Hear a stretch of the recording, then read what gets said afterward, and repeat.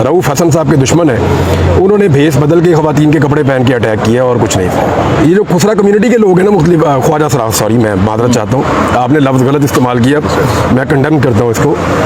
वो भी इज़्ज़तदार तबका है एक, और वो खुद कह रहे हैं जी कि हम इनको देखिए, ये थोड़े लोग होते हैं और आपस में कनेक्टेड होते हैं, तो वो इनको पहचान नहीं पा रहे। कई लोगों से जो है वो जर्नलिस्टों ने पूछा है, वो लोग खुद भी बता रहे हैं कि जी हम इनको नहीं पहचान पा रहे, हमें नहीं पता ये कहाँ से आए हैं और ये कौन लोग हैं। अब वज़ाकता और सोशल मीडिया ने जिस तरह उनका बहुत सारी चीज़ें सामने लाकर रख दी हैं, तो ऐसा लगता है कि जो रऊफ़ हसन साहब के दुश्मन है, उन्होंने भेस बदल के ख़वातीन के कपड़े पहन के अटैक किया और कुछ नहीं। अच्छा इमरान रियाज साहब, लास्टली हमने आपसे पूछा था कि आपने कहा कि जब भी आऊँगा तो इस्लामाबाद के लिए कोई अच्छी खबर होगी, तो खबर मिच्योर हुई या अभी तक नहीं हुई?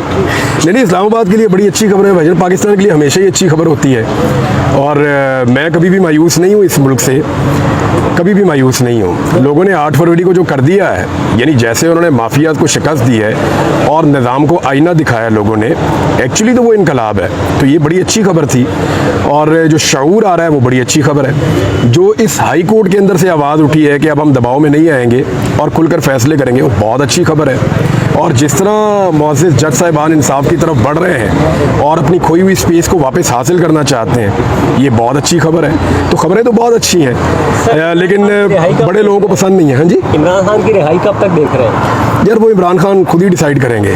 अच्छा, मौलाना फजल रहमान साहब का जो इल्हाक हुआ रात को पीडीएम, देखिए ये दोनों ना एक दूसरे की ज़रूरत बने हुए हैं इस वक्त। ये अननेचुरल है जो पाकिस्तान तहरीक इंसाफ का और फजल रहमान साहब का अगर इल्हाक हो जाता है, तो याद रखिएगा ये नेचुरल अलाइंस नहीं है, या ये इस तरह का अलाइंस नहीं जिसपे आपको लगे कि ये हो सकता था या ये मुमकिन है या ये चल सकता है। ये आपको इसको भूल जाएं आप। एक्चुअली फजल रहमान साहब की बिल्कुल एक अलग तरह की सियासत है, वो पावर कॉरिडोर्स के अंदर रिलैक्स रहते हैं, उनको वहाँ अच्छा लगता है।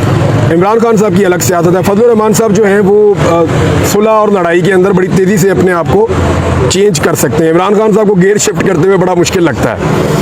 तो वो दोनों की सियासत बिल्कुल मुख्तलिफ किस्म की है। हाँ, अभी हालात ऐसे हैं कि दोनों को एक दूसरे की ज़रूरत पड़ी हुई है। फजल रहमान साहब को इमरान खान की ज़रूरत पड़ी हुई है, और इमरान खान साहब की पार्टी को क्योंकि सर ही नहीं उठाने देते, वो जैसे ही सर निकालते हैं तो डंडा पड़ता है सर पे, तो उनको फजल रहमान साहब की ज़रूरत पड़ी हुई। तो ये ज़रूरत का एक अलाइंस हो सकता है मजबूरी के तहत। ये कोई नेचुरल चीज़ नहीं है, ये कभी भी इकट्ठे इलेक्शन भी नहीं लड़ पाएंगे। 30 को दोबारा तरीका इमरान खान साहब ने कहा कि मेरा मैच है। इमरान खान साहब अपनी पेशी को मैच समझ रहे हैं, वो एंजॉय कर रहे हैं। मेरे ख्याल में उन्होंने जो पिछली झलकियाँ चली हैं मैच की, उसको बहुत एंजॉय किया उन्होंने।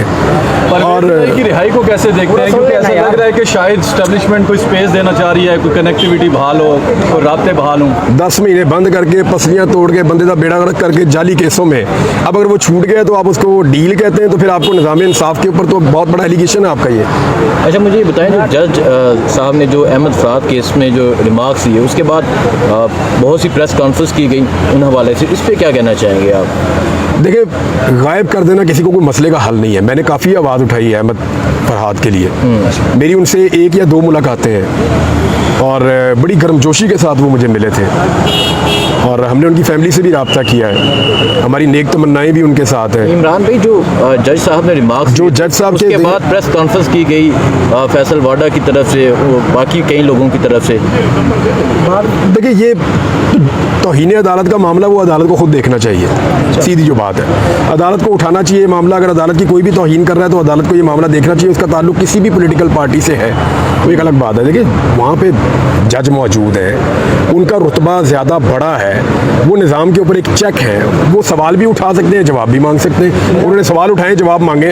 इमरान भाई ये बताइएगा, आपने कहा है कि इमरान खान बगैर डील के छूटे, तो आपको लगता है इस वक्त भी मुल्क में रूल ऑफ लॉ है और इमरान खान बगैर डील के मुल्क में रूल ऑफ लॉ नहीं है ना? इन जजेस को खत मसूल, कॉलें मसूल की जाती हैं, वो कैसे रूल ऑफ लॉ का बोलबाला कर सकते हैं सर? देखिए, जब मुल्क में रूल ऑफ लॉ नहीं होता ना, तो रूल ऑफ लॉ के लिए स्ट्रगल होती है, वो तो आपको नज़र आ रही है ना।